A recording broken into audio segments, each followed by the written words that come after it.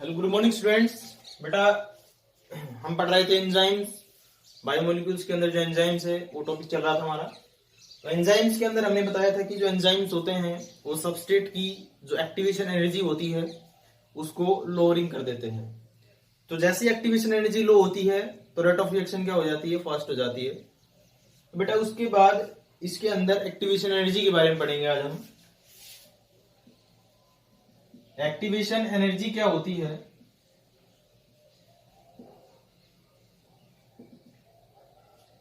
बेटा for examples हम कोई भी फ्यूल लेते हैं, ठीक है, पेट्रोल ले लिया, डीजल ले लिया, ठीक है, ये कुछ भी ले लिया, केरोसिन ऑयल ले लिया। तो बेटा उसको आप वो काम करने से पहले कुछ अमाउंट ऑफ एनर्जी एब्जॉर्ब करता है, ठीक है, in the form of heat. ये कहें कि भाई पेट्रोल वगैरह है, डीजल वगैरह है, केरोसिन ऑयल है, तो उसको क्या है, काम करने के लिए क्या चाहिए, उसको स्टार्ट होने के लिए कुछ प्रॉपर अमाउंट ऑफ एनर्जी चाहिए, ठीक है, मिनिमम अमाउंट ऑफ एनर्जी चाहिए। फॉर एग्जांपल्स आपने कोई स्पार्किंग दी, उसको लाइटर से थोड़ी सी उसको चिंगारी दी है, तो उसके बाद क्या होता है कि उसके जो मॉलिक्यूल्स होते हैं वो काम करना शुरू करते हैं, ठीक है।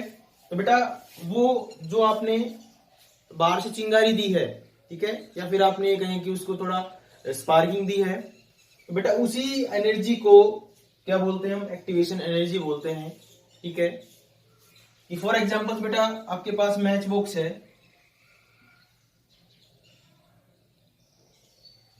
इस मैच बॉक्स के अंदर आपको पता है कि इसकी एक जो सरफेस होती है, साइड में सरफेस जो होती है उसमें बेटा कुछ स्पेसिफिक केमिकल सब्सटेंस लगे हुए होते हैं, ठीक है। और आपकी जो स्टिक है, मैच स्टिक है, बेटा उस पे क्या होता है, माचिस की जो तिल्ली होती है उस पे भी एक रेड कलर का केमिकल लगा हुआ होता है, ठीक है। और फॉस्फोरस और पोटेशियम होते हैं दोनों पे ये, ठीक है। एक पे फॉस्फोरस होता है, एक पे पोटेशियम होता है। तो उसके बीच में क्या होता है, फ्रिक्शन होता है, घर्षण होता है, उसी की वजह से जो आग लग जाती है उस स्टिक पे। तो ऐसे ही क्या होता है कि कोई भी जो मॉलिक्यूल्स होता है उसकी अपनी खुद की काइनेटिक एनर्जी होती है।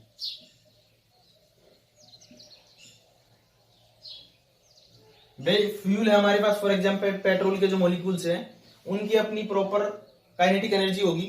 तो वो जो काइनेटिक एनर्जी है उसको स्टार्ट करने के लिए आपने जो बाहर से क्या दी है, एनर्जी दी है उसको, ठीक है, मिनिमम अमाउंट ऑफ एनर्जी दी है। फॉर एग्जांपल अगर मैं बात कर रहा था मैच बॉक्स और मैच स्टिक्स की, तो उसमें फ्रिक्शन के बाद क्या दिया आपने, हल्की सी उसको क्या दी है, फ्रिक्शन की वजह से हीट दी है थोड़ी सी, तो वो है आग लग जाती है उसके अंदर, स्टिक के अंदर। ऐसे ही जो पेट्रोल है उसके जो मॉलिक्यूल्स हैं उसको बेटा अपना काम करने के लिए क्या चाहिए, हल्की सी शुरुआत के अंदर स्टार्ट करने के लिए एनर्जी चाहिए उसको, उसी एनर्जी को बेटा हम बोलते हैं एक्टिवेशन एनर्जी,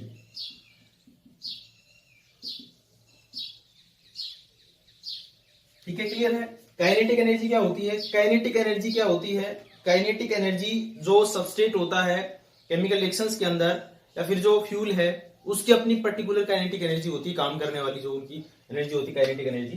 तो उसको बेटा स्टार्ट करने के लिए आप बाहर से थोड़ी सी एक्स्ट्रा एनर्जी देते हो, उसी को एक्टिवेशन एनर्जी कहते हैं, ठीक है। अगर हम इन दोनों को ऐड कर देते हैं, activation energy plus kinetic energy, तो बेटा उसको बोलते हैं threshold energy,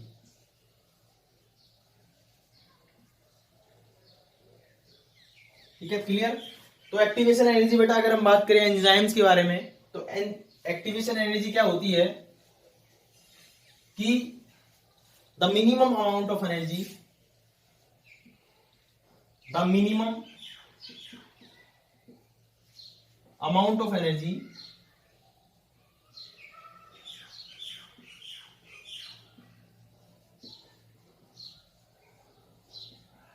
that is required to start chemical reactions, chemical कहें या एंजाइमेटिक रिएक्शंस बोले,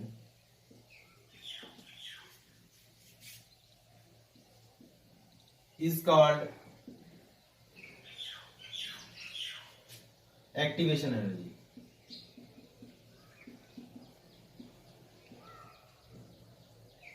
ठीक है।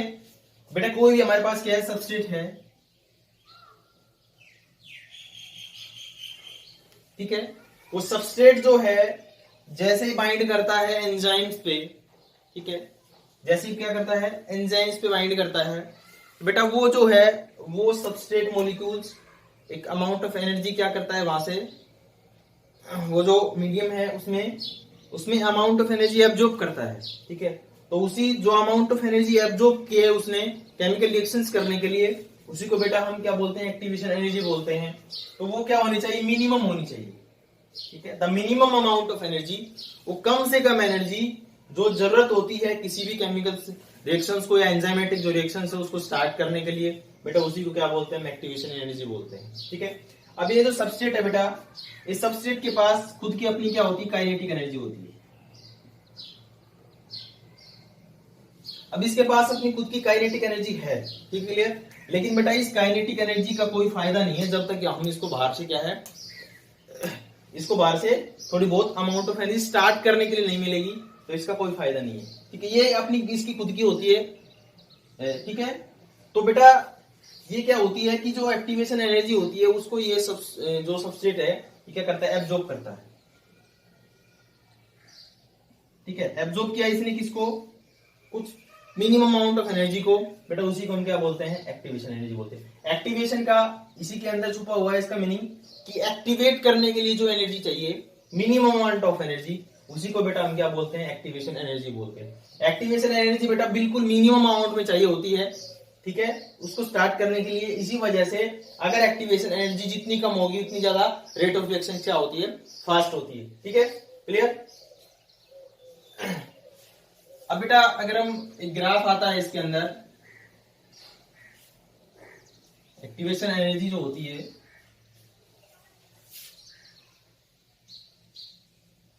ठीक है, क्लियर है।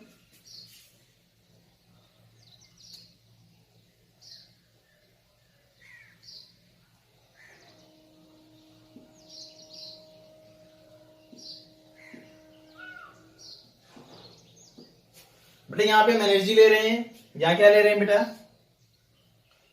प्रोसेस ऑफ रिएक्शन ले रहे हैं, ठीक है, प्रोग्रेस ऑफ रिएक्शंस ले रहे हैं कि रिएक्शन जो होगी वो किस टाइप की होगी, फास्ट होगी, स्लो होगी, किस टाइप से होगी, कैसे एक्टिवेशन होती है, ठीक है।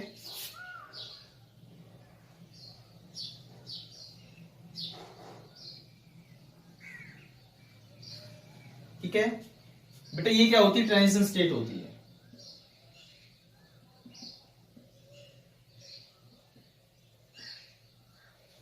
तो इसमें क्या होता है कि कोई भी, ये ले रहे हैं बेटा, इन एब्सेंस ऑफ एंजाइम्स, ठीक है, और ये क्या है बेटा, एक्टिवेशन एनर्जी है,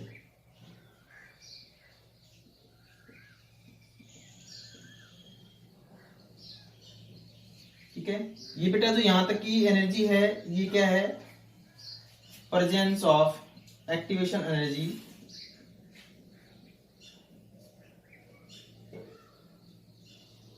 इन प्रेजेंस ऑफ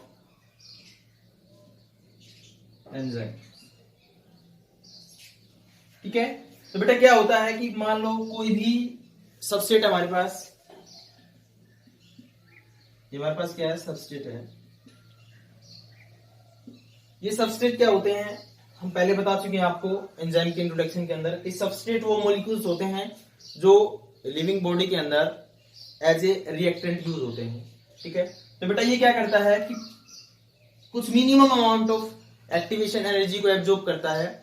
उसके बाद क्या है कि फॉर एग्जांपल ये रिएक्टेंट या सबस्ट्रेट है कोई भी, तो बेटा ये क्या करेगा, सबसे पहले एक्टिवेशन एनर्जी को क्या करेगा, एब्जॉर्ब करेगा। यहां तक एक्टिवेशन एनर्जी है उसको क्या करेगा, ये एब्जॉर्ब करेगा, क्लियर। अगर ये क्या है, इन एब्सेंस ऑफ एंजाइम्स है, तो बेटा एक्टिवेशन एनर्जी क्या होगी कि एंजाइम की एब्सेंस के अंदर एक्टिवेशन एनर्जी जो होती है वो ज्यादा होती है, ठीक है, ये हम पहले बता चुके हैं। और ये बता चुके हैं कि जो एंजाइम्स होते हैं वो एक्टिवेशन एनर्जी को क्या कर देते हैं, लोअर कर देते हैं, लोइंग कर देते हैं। अब बेटा क्या होता है कि कोई भी सबस्ट्रेट है वो एक्टिवेशन एनर्जी को एब्जॉर्ब करेगा और फिर क्या बनाएगा, वो प्रोडक्ट बनाएगा, क्लियर, ठीक है। अगर बेटा जो एंजाइम्स होता है, जैसे फॉर एग्जांपल कोई भी स्टोन है और ये हील्स पे मैं डालता हूं इस टाइप से, तो बेटा ये एनर्जी जो है उसको एब्जॉर्ब करने के बाद अपनी टॉप मोस्ट पोजीशन पहुंच जाएगा, ठीक है। उसके बाद अपनी इसकी खुद की जो इसकी खुद की काइनेटिक एनर्जी होती है उसके हेल्प से क्या आ जाएगा, नीचे आ जाएगा। ठीक है। तो ऐसे ये जो रिएक्शंस होती है उसमें क्या होता है कि एक्टिवेशन एनर्जी जो होती है उसको एब्जॉर्ब करता है कोई भी सबस्ट्रेट होता है और फिर वो क्या बनाता है, प्रोडक्ट बनाता है।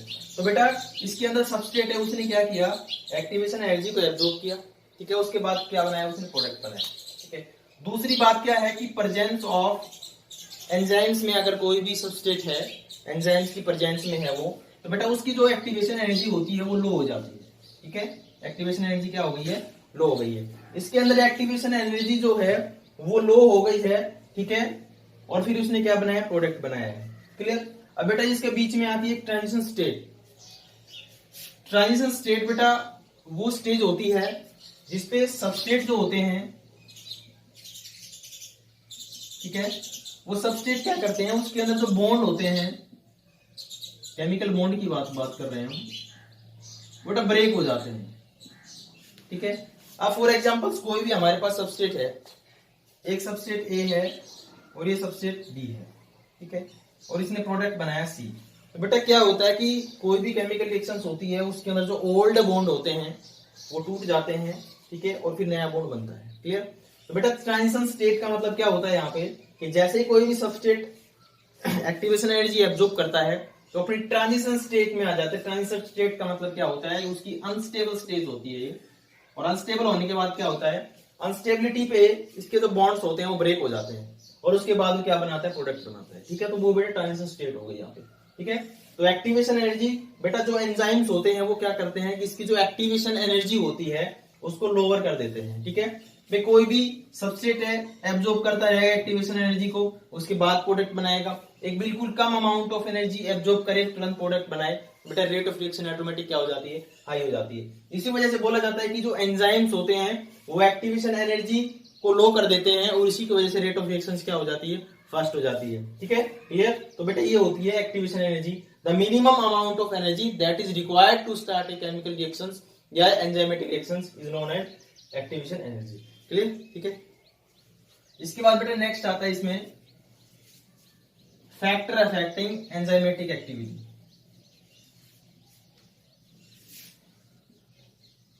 Factors affecting enzymatic activity. ठीक है। या हम इसको ये बोल सकते हैं कि भाई जो हमारी केमिकल रिएक्शंस हो रही है, एंजाइमेटिक रिएक्शंस होती है, उसमें कौन कौन से फैक्टर हैं जो क्या करते हैं, इसको अफेक्ट करते हैं। ठीक है। भाई कोई भी केमिकल रिएक्शंस होती है, फास्ट होती है या स्लोअर होती है, तो उसके लिए कुछ ना कुछ क्या रेस्पॉन्सिबल होते हैं, कुछ फैक्टर रेस्पॉन्सिबल होते हैं। ठीक है। क्योंकि जो बेटा एंजाइमेटिक रिएक्शंस होती है वो कुछ टर्म्स एंड कंडीशन पे डिपेंडेंट होती है, तो उसको हम लेंगे। तो बेटा फर्स्ट आता है इसके अंदर पीएच एंड टेम्परेचर।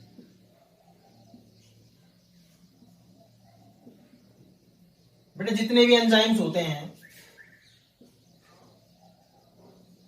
वो सब के सब क्या करते हैं, ऑप्टिमम रेंज ऑफ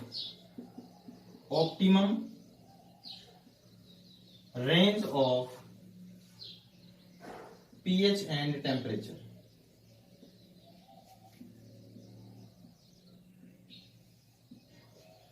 बेटा जितने भी एंजाइम्स होते हैं वो एक particular range of temperature and pH पर ही क्या करते हैं, काम करते हैं। ठीक है। पीएच क्या होता है बेटा, एनवायरमेंट जो होता है जिस मीडियम के अंदर वो केमिकल रिएक्शंस करा रहे हैं उसके अंदर उसका जो एनवायरमेंट है, एसिडिक है, वो न्यूट्रल है या एल्कलाइन है, तो बेटा वो पीएच वाली जो कंडीशन होती है उस पर डिपेंडेंट होता है एंजाइमेटिक रिएक्शंस। दूसरा जो टेम्परेचर होता है वो बहुत इंपॉर्टेंट होता है। ठीक है। तो बेटा पीएच और जो टेम्परेचर होता है दोनों के दोनों क्या होते हैं, पीएच और जो बेटा क्या होता है टेम्परेचर होता है वो दोनों के दोनों क्या होते हैं, उनकी जो ऑप्टिमम रेंज होती है उसी पे केमिकल रिएक्शंस होती है या एंजाइमेटिक रिएक्शंस होती है। ठीक है। अगर बेटा हम पीएच की बात करते हैं तो कुछ पर्टिकुलर जो हमारे पास क्या है एंजाइम्स होते हैं वो पीएच रेंज पर काम करते हैं। ठीक है। क्लियर है।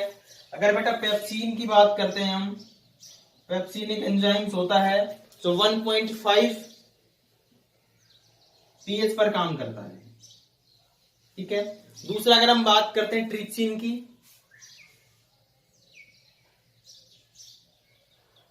तो बेटा जो ट्रिप्सिन होता है वो 7.7 पीएच पर काम करता है, ठीक है। इसके अलावा जो हम राइबोन्यूक्लियस की बात करें तो बेटा 7.8 पीएच पर काम करता है। अब बेटा कोई भी जो रिएक्शंस होती है, एंजाइमेटिक रिएक्शंस है अगर वो, तो पर्टिकुलर पीएच पे काम करेगी, और वो पर्टिकुलर पीएच को हम क्या बोलते हैं बेटा, ऑप्टिमम पीएच बोलेंगे या ऑप्टिमम रेंज बोलेंगे। क्लियर, ठीक है। तो पीएच क्या हो गया कि पर्टिकुलर पीएच पर जो एंजाइमेटिक रिएक्शंस होती है वो काम करती है। फॉर एग्जांपल हमने पेप्सिन का लिया कि पेप्सिन है 1.5 जो पीएच है उस पे काम करेगा, जो ट्रिप्सिन है 7.7 पर काम करेगा, राइबोन्यूक्लियस जो है वो 7.8 पर काम करेगा। तो बेटा ऐसे ही क्या होता है कि जो एंजाइमेटिक रिएक्शंस होती है उसके अंदर जो एंजाइम्स होते हैं वो पर्टिकुलर पीएच पे काम करते हैं, ठीक है। उस पर्टिकुलर पीएच को हम क्या कहते हैं, पर्टिकुलर पीएच को बेटा हम क्या बोलेंगे, ऑप्टिमम पीएच बोलेंगे, ऑप्टिमम रेंज बोलेंगे।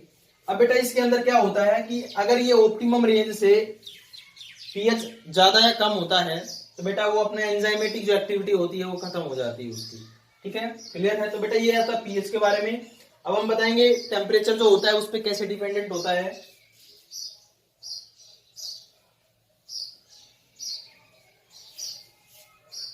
बेटा जो टेम्परेचर होता है, ये टेम्परेचर जो होता है ये क्या होता है कि पर्टिकुलर ऑप्टिमम टेम्परेचर पर ही क्या होता है कि एंजाइम्स जो होते हैं वो काम करते हैं। क्लियर, ठीक है। ये बताया जाता है कि 10 डिग्री सेंटीग्रेड अगर हम क्या करते हैं, टेम्परेचर बढ़ाते हैं, इंक्रीज द टेम्परेचर,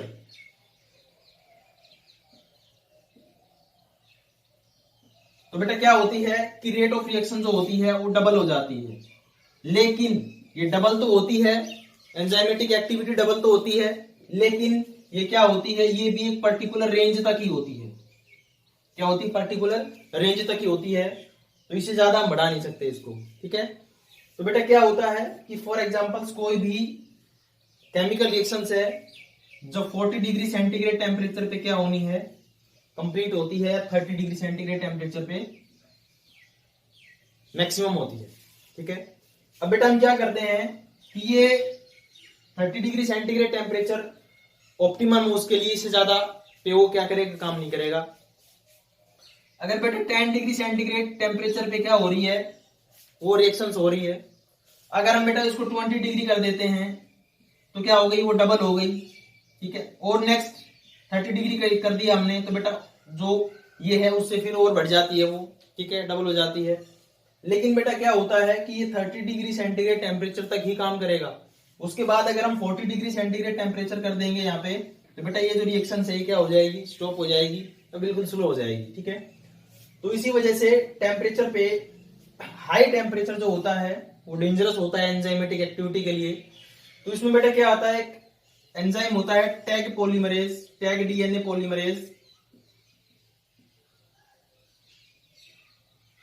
ये बेटा एक एंजाइम्स होता है जो आइसोलेट किया जाता है, ऑब्टेन किया जाता है थर्मस एक्वेटिकस से। बेटा ये बैक्टीरिया होता है थर्मस एक्टिविकस, तो ये इससे आइसोलेट किया जाता है टैग डीएनए पॉलीमरेज। और ये टैग डीएनए पॉलीमरेज जो होता है ये हाई टेम्परेचर पे भी क्या करता है, काम करता है। For example 72 degree centigrade temperature पे भी क्या करता है, काम करता है। कौन सा, जो हमारा टैग डीएनए पॉलीमरेज होता है, ठीक है। वरना जो एंजाइमेटिक रिएक्शंस होती है वो हाई टेम्परेचर पे काम नहीं करती है, ठीक है। तो बेटा ये जो टेम्परेचर होता है ये क्या करता है, अगर टेम्परेचर लोअर है, ठीक है, तो एंजाइम बेटा इनएक्टिव हो जाता है, इनएक्टिवेट द एंजाइम्स, ठीक है। अगर बेटा ये क्या है, हाई है, तो हाई टेम्परेचर पे क्या हो जाता है, आपको पता है कि जो एंजाइम्स होते हैं मोस्टली जो हमारे बॉडी के अंदर होते हैं, लिविंग बॉडी के अंदर होते हैं, मोस्टली बेटा प्रोटीन्स के बने हुए होते हैं। तो ये क्या हो जाता है, डीनेचर हो जाता है, डीनेचर, या हम इसको बोल सकते हैं कि डिस्ट्रॉय हो जाता है, ठीक है। हाई टेम्परेचर जो है वो उसका जो प्रॉपर्टी है एंजाइम्स की प्रॉपर्टी उसको बेटा डीनेचर कर देता है, डिस्ट्रॉय कर देता है। क्लियर? ठीक है। अगर हम बेटा पीएच और जो टेम्परेचर है उसकी ग्राफ के बारे में बात करें, ठीक है, तो बेटा इसका मतलब समझ आया कि पीएच और जो टेम्परेचर है उसकी ऑप्टिमम रेंज तक ही कोई भी केमिकल रिएक्शंस क्या होती है, काम करती है, या एंजाइम्स जो होते हैं वो काम करते हैं। ठीक है। अगर बेटा हम ग्राफ के बारे में बात करें इनकी,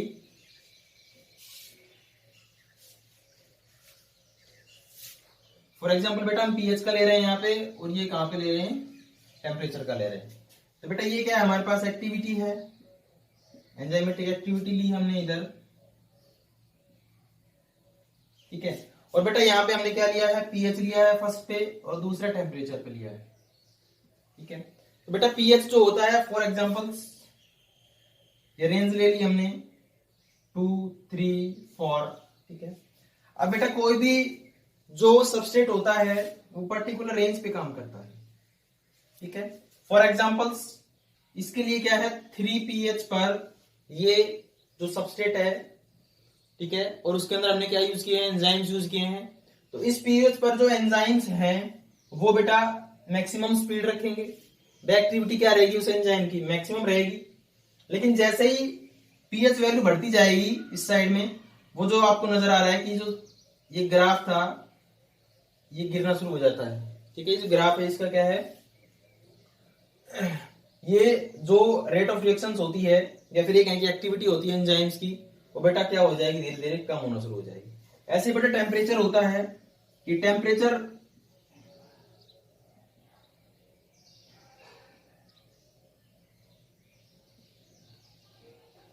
अब बेटा ये कोई भी एंजाइम्स है जो यूज हो रहा है सबस्ट्रेट के अंदर, केमिकल रिएक्शंस के अंदर, तो बेटा इसकी जो एक्टिविटी है वो 20 डिग्री पे क्या हो रही है, मैक्सिमम हो रही है। फॉर एग्जांपल 10 डिग्री पे इसकी जो एक्टिविटी है वो यहां तक है। ठीक है, क्लियर। नेक्स्ट 20 डिग्री बढ़ाया हमने टेम्परेचर, तो बेटा ये क्या हो गई, मैक्सिमम हो गई। लेकिन अगर इससे ज्यादा बढ़ाते हैं तो इसकी जो एंजाइम्स जो है उसकी एक्टिविटी क्या हो जाती है, स्लो हो जाती है। तो ये बेटा ठीक है उसके नीचे आने लग जाएगा। ठीक है, तो बेटा ये क्या होता है, टेम्परेचर और जो पीएच होता है उसकी ऑप्टिमम रेंज पे ही कोई भी जो रिएक्शंस होती है वो क्या करती है, काम करती है। ठीक है, या फिर जो एंजाइम्स बोले हम, जो एंजाइम्स की जो एक्टिविटी होती है वो pH, particular pH, optimum pH जिसको बोलते हैं, उस पर ही काम करता है। ठीक है, नेक्स्ट बेटा इसके अलावा आती है सबस्ट्रेट, या हम ये बोल सकते हैं कि जो दूसरा फैक्टर हमारे पास वो आता है कंसेंट्रेशन ऑफ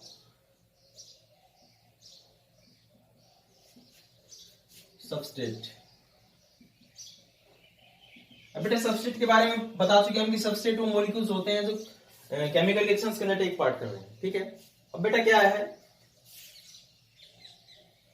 ये कहें हम रिएक्शंस, ठीक है, क्लियर।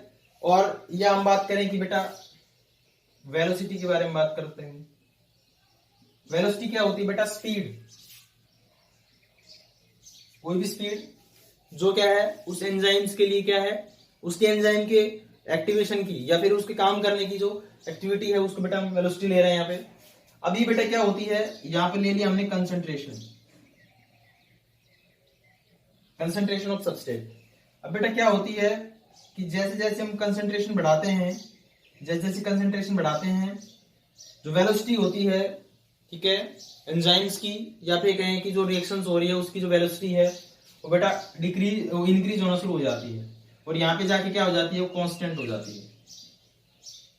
ठीक है, जितनी ज्यादा अमाउंट ऑफ सबस्ट्रेट होगा या कंसेंट्रेशन जितनी ज्यादा होगी इसकी सबस्ट्रेट की, बेटा उतनी ज्यादा क्या होती है, वो उसकी वेलोसिटी होगी रिएक्शंस की। ठीक है, बेटा नेक्स्ट क्या आता है कि यहाँ पे कांस्टेंट हो गया है। वो कांस्टेंट क्यों हो जाता है कि जितनी ज्यादा कंसेंट्रेशन हमने बढ़ा दी, लेकिन हमारे पास क्या है कि जो एंजाइम्स है वो एंजाइम्स की जो अमाउंट है उस पर डिपेंड करता है। ठीक है, क्योंकि अगर हम कंसेंट्रेशन जो है सबस्ट्रेट की बढ़ा रहे हैं और वो सबस्ट्रेट बाइंड करते हैं एंजाइम्स पे जाके, अब एंजाइम्स जो है हमारे पास ज्यादा नहीं है, और वो एंजाइम्स है जब तक क्या करेगा, उस पर बाइंड करेगा। बेटा बाइंड करने का उसका जो एंजाइम्स है, फॉर एग्जांपल हमारे पास ये बेटा जो एंजाइम्स है इस पे सबस्ट्रेट जो है वो क्या करता है, बाइंड करता है। क्लियर है। अब बेटा बाइंडेशन करने के लिए हमें प्रॉपर अमाउंट ऑफ क्या चाहिए, एंजाइम्स है। एंजाइम्स तो हमारे पास उतने ही है, एंजाइम्स की कंसंट्रेशन उतनी है जो हमने शुरुआत में ली थी। हम क्या करें, कंसंट्रेशन बढ़ा रहे हैं सिर्फ किसकी, सबस्ट्रेट की। लेकिन बेटा बाइंड करने के लिए जब हमारे पास एंजाइम्स अवेलेबल नहीं है तो वो जो रिएक्शन से या वेलोसिटी है वो क्या हो जाएगी, कांस्टेंट हो जाएगी, उससे ज्यादा नहीं बढ़ पाएगी। ठीक है, तो बेटा कंसंट्रेशन ऑफ सबस्ट्रेट जो होती है वो जितनी ज्यादा होगी उतनी ज्यादा क्या होगी, वेलोसिटी होगी। क्लियर? ठीक है। नेक्स्ट बेटा इसके अंदर जो फैक्टर है उसमें एक लास्ट फैक्टर रहता है इनहिबिटर।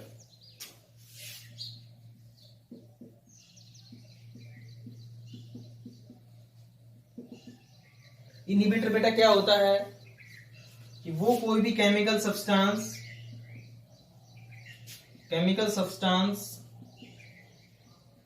दैट इनहिबिट द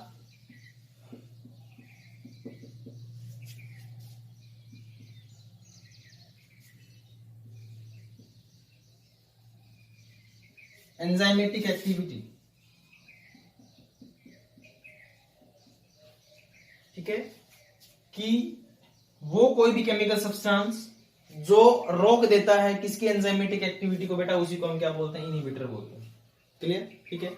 अब ये इनहिबिटर क्या होते हैं, ये इनहिबिटर वो होते हैं जो केमिकल हमारे पास एक्टिविटी जो है उसकी एंजाइम्स की जो एक्टिविटी है उसको बेटा क्या कर देते हैं, इनहिबिट कर देते हैं, रोक देते हैं। ठीक है। फॉर एग्जांपल्स बेटा अगर हम हमारे बॉडी के अंदर कोई भी डिजीज है, ठीक है, फॉर एग्जांपल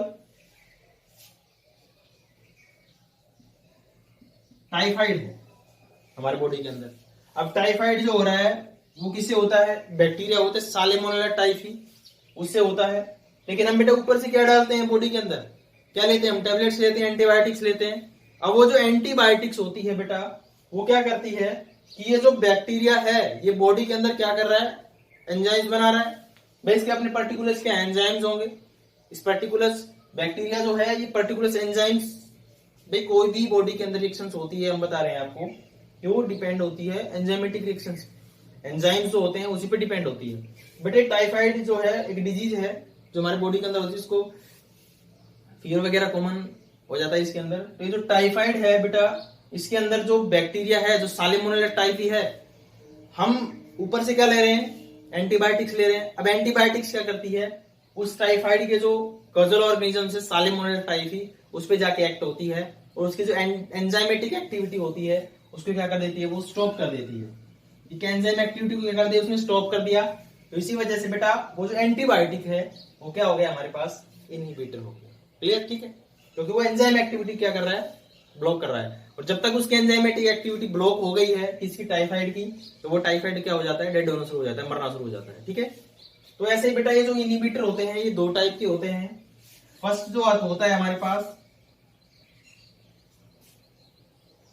कॉम्पिटिटिव इनहिबिटर और दूसरा बेटा होता है नॉन कॉम्पिटिटिव इनहिबिटर।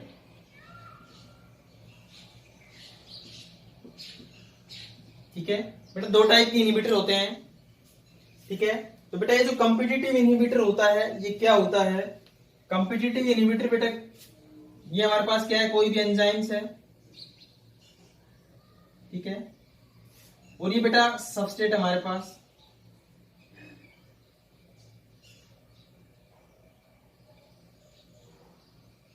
तो यहां पे जाके क्या हो जाता है, फिट हो जाता है। ये क्या है हमारे पास बेटा, एंजाइम्स है, ये क्या है, सबस्ट्रेट है। ठीक है बेटा, सेम इसी शेप का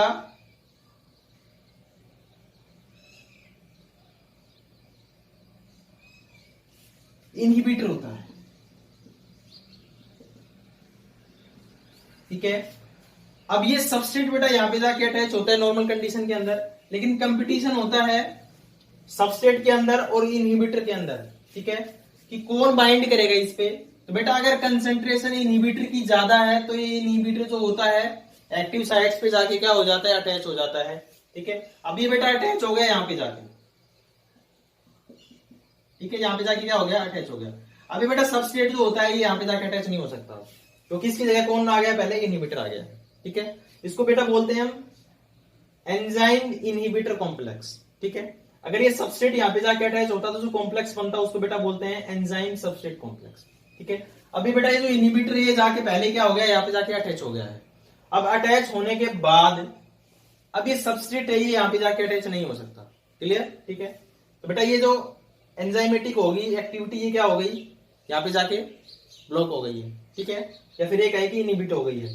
तो इनहिबिटर सेम जो हमारे पास सबस्ट्रेट है उसी के शेप के होते हैं, तो जाके अटैच हो जाते हैं एक्टिव साइट्स पे। ठीक है, और कंपटीशन होता है सबस्ट्रेट और इनहिबिटर जो है उसके बीच में कि कौन जाके अटैच होगा। अगर कंसंट्रेशन इनहिबिटर की ज्यादा है तो वो जाके अटैच हो जाते हैं किस पे, एंजाइम्स की एक्टिव साइट्स पे। ठीक है, अब बेटा जब हम सबस्ट्रेट की कंसंट्रेशन बढ़ा देते हैं तो इनहिबिटर की कंसंट्रेशन कम हो गई है, सबस्ट्रेट की ज्यादा हो गई है, तो ये इनहिबिटर जो होता है यहाँ से रिमूव हो जाता है और सबस्ट्रेट यहाँ पे जाके अटैच हो जाता है। क्लियर? ठीक है, नेक्स्ट बेटा नॉन कम्पिटिटिव इनहिबिटर का मतलब क्या होता है कि नॉन कम्पिटिटिव इनहिबिटर का मतलब क्या होता है कि जिसके बीच में कंपटीशन डायरेक्ट नहीं होता। ठीक है, इसमें के अंदर क्या होता है कि कोई भी फॉर एग्जांपल ये क्या है, हमारे पास इनहिबिटर है। अब ये जो इनहिबिटर है बेटा ये एक्टिव साइट्स को छोड़ के कहीं पे भी जाके क्या हो जाता है, अटैच हो जाता है, अटैच हो गया। अब ये क्या करेगा, इसकी जो शेप है एक्टिव साइट्स जो बनी हुई है ये इसकी शेप को चेंज कर देगा ये। ठीक है, फॉर एग्जांपल इसने शेप को इस टाइप से कर दिया। अब ये बेटा ये जो सबस्ट्रेट है ये यहाँ पे जाके अटैच नहीं हो सकता। ठीक है, तो नॉन कम्पिटिटिव इनहिबिटर जो होते हैं वो होते हैं जो इनहिबिट करते हैं एंजाइमेटिक एक्टिविटी को। ठीक है, लेकिन उसका जो अटैचमेंट होता है वो एक्टिव साइट्स पे नहीं होता, एंजाइम्स की किसी भी साइट पे जाके वो क्या हो जाते हैं, अटैच हो जाते हैं और उसकी शेप को चेंज कर देते हैं। जो एक्टिव साइट्स होती है उसको चेंज कर देते हैं शेप को, तो इसी वजह से जो सबस्ट्रेट होता है वो वहां पे जाके अटैच नहीं हो सकता। तो बेटा ये भी क्या है, एक प्रकार से इनहिबिटरी होता है, कौन सा, नॉन कम्पिटिटिव इनहिबिटर। ठीक है, तो ये बेटा हमने क्या पढ़े हैं, फैक्टर पढ़े हैं। ठीक है, और एक्टिवेशन एनर्जी पढ़ी है। ठीक है, थैंक्स फॉर टुडे।